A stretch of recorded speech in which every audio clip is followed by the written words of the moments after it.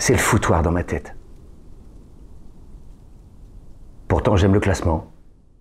Une place pour chaque chose, et chaque chose à sa place. Ma vie sociale a toujours été rythmée et ordonnée par ce principe avec une précision quasi mécanique, obsessionnelle même.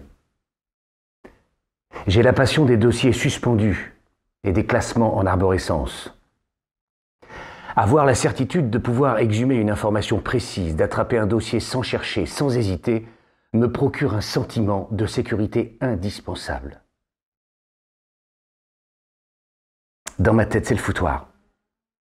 On se croirait dans le bureau d'un obscur notaire de sous-préfecture qui approche de la retraite et se retrouve dépassé par 40 ans d'archives non classées, un demi-siècle de succession, de cessions et d'actes tous plus compliqués les uns que les autres.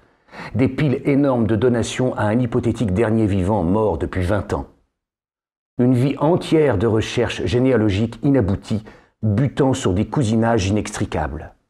Le tout gisant à même le sol ou sur le sommet d'armoires bancales prêtes à vomir des tonnes de documents dactylographiés, authentifiés, paraphés, officialisés, mais néanmoins jaunis et oubliés de tous, sauf des araignées.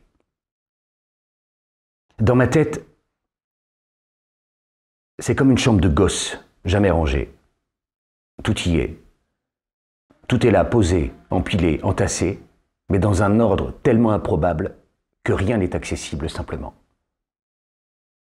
Il est difficile d'attraper un souvenir heureux sans prendre sur la tête le lourd dossier marqué ambiance familiale. Impossible de sortir la fiche. J'étais heureux d'aller pêcher avec mon père sans mettre à jour l'impression honteuse de voir la voiture surchargée, transportant pour les vacances toute la smala familiale, comme la bande-annonce d'un film de Costa Rica. Si je m'agenouille pour attraper sous le lit le recueil intitulé « École communale », je me blesse sur la voiture de pompier digne qui toille, oubliée là depuis l'enfance. Rien de plus solide et de plus agressif que ces voitures en métal, surtout la grande échelle.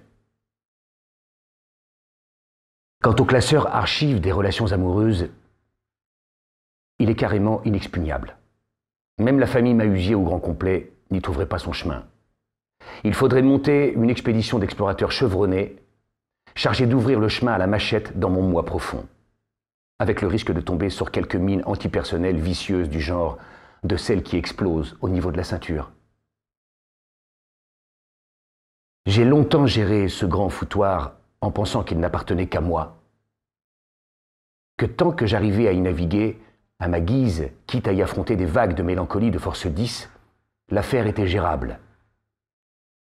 L'important était qu'aucun dossier de poids ne tombe sur la tête d'un proche.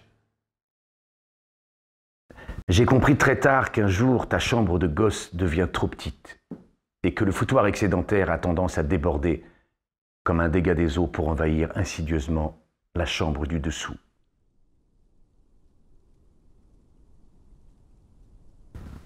J'ai joué dans cet univers encombré, j'y ai grandi, forci et mûri, et je m'y suis durci, je m'y suis barricadé, j'y ai édifié des fortifications solides, du haut desquelles j'ai tenu le siège, et j'ai longtemps attendu. Que quelqu'un me prenne un jour par la main et me dise simplement « Viens, je vais t'aider à ranger ta chambre ».